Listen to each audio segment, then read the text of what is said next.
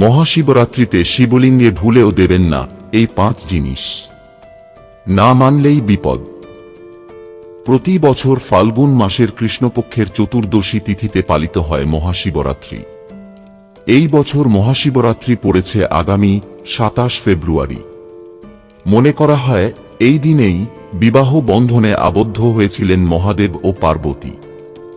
মহাদেবের আরাধনা করার জন্য সারা বছরের মধ্যে মহাশিবরাত্রি সবচেয়ে উপযুক্ত দিন। শিবভক্তরা এদিন উপবাস রেখে ও সারা রাত জেগে মহাদেবের আরাধনা করে থাকেন।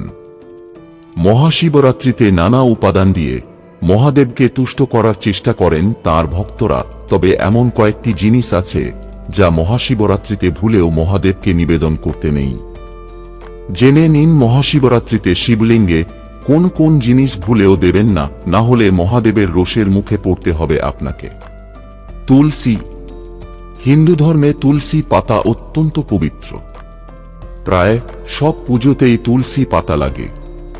তবে মহাশিবরাত্রিতে মহাশিবলিঙ্গে তুলসী পাতা ভুলেও দেবেন না। পুরাণ অনুসারে তুলসীর স্বামী জলন্ধরকে বধ করেছিলেন মহাদেব।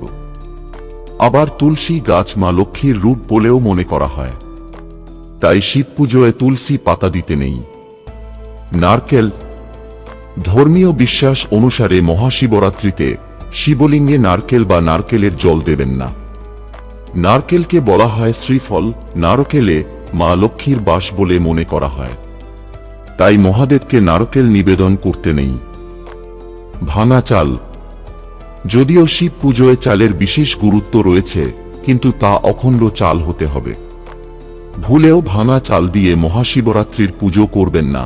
ভাঙা চাল কোনো পুজোতেই ব্যবহার করতে নেই। কুমকুম।